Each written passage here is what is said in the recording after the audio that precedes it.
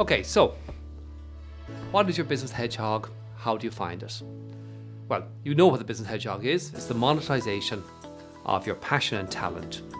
What you're really passionate about, where you have the ability to be world class, the monetization of that through an economic driver, typically articulated as a economic denominator, profit per something. And as I run through this, I'm going to use my own company, Strategic Focus, as a working example for you.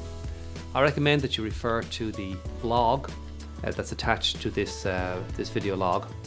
You'll see it's got the same title as the video, and in there you'll find all the text and all the tools and techniques around this.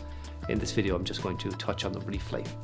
So, in the area of passion, what are the key issues? Well, the first question to ask yourself is actually, what are you passionate about? Can you articulate, can you identify a passion? In our company, we say that we eat, sleep and breathe human and business performance improvement. We want our clients to be all they can be. And in fact, at a personal level, I feel this passion for everybody I meet. I want them to be all they can be. And that's articulated through our business. Second one, what are your core values? And these aren't soft, flaky statements. These are hard-edged things like keep it simple. Pragmatism, only do what works and gives a fair return to everybody. Tenacity, reliability, responsibility, and so on. Key values, key operating principles. Can you articulate those? What's your core purpose? Your reason for being? Like, why do you exist? Why does the company exist? In Strategic Focus, we say that our core purpose, the reason we exist, is to support entrepreneurial people, business leaders, business owners, and their teams as they develop themselves and grow their businesses. Why do you exist? What's your brand ideal? What's your brand promise? Our brand ideal is we do growth for entrepreneurial people. Our brand promise is we do this through clarity, strategy, and action. We bring best tools, best techniques, and so on to people. So can you identify your brand ideal and your brand promise? And the last one is, can you identify your BHAG? Some big, hairy, audacious goal. Something that is ambitious, that's daring, that will inspire you to grow and build your business. So those 6 exercises are worth doing, and those alone will give you a good insight into what you are really, really passionate about. Again, I recommend that you do them as individuals first, then come together as a team, look at what everybody's done, brainstorm around that with no criticism, no judgment, just brainstorm, get it all up there, and then try and narrow it all down and develop a consensus on what your passion is. We've looked at passion, let's look at talent. When we're talking about talent here, we're talking about being best in the world at. We're not talking about aspiration or intention. We're talking about confronting reality and asking yourself the hard question, what actually can we be the best at? It's not a goal, it's not a plan, it's not a strategy. It's a statement of fact.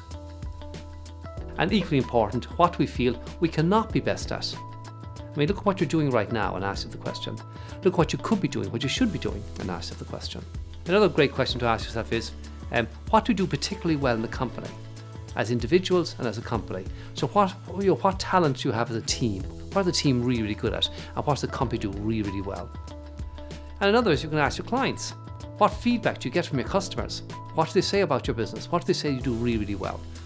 What inspires them? What are they very, very happy with? And if you don't know, ask them.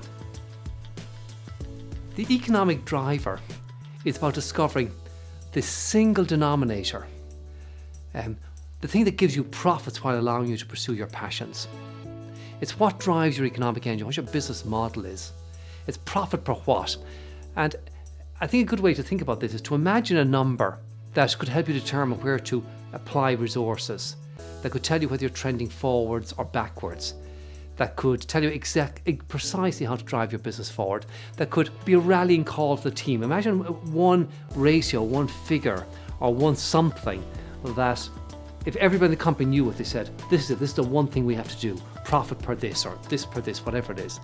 That's what we're talking about when we talk about an economic driver. Most people don't do this exercise because this is an exercise that's very, very difficult to determine. Often the economic denominator can be very, very subtle, can't be evident.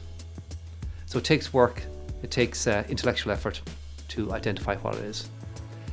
And once you've discovered what it is, sticking with it requires discipline. In Jim Collins' Good to Great, he talks about disciplined people, disciplined thinking, and disciplined action. Nowhere it is more important and nowhere is it more difficult than in the economic denominator. What happens next, how you put it all together. So, pulling it all together, What you need to do is this. Each individual in the team goes away and does the exercises. When they've done the exercises personally as best they can, you come together, you share the information. You review the information, you discuss the information, understand what the various people are saying. When you've done that, you get out the whiteboard and you brainstorm. No criticism, no judgment. Every idea gets up there. And when you have everything up on the whiteboard, then you start the distillation process of putting it down into your 3 circles and trying to articulate what the passion is, where the ability to be world class is, the best is, and what the economic driver articulating as an economic denominator is. That's what you do. When you've done that exercise, of course, then you ask us the hard questions. What people, what markets, what products, what services, what opportunities, what agreements should we discontinue? What products, what services, what markets, what opportunities should we be exploring? What should we be getting into?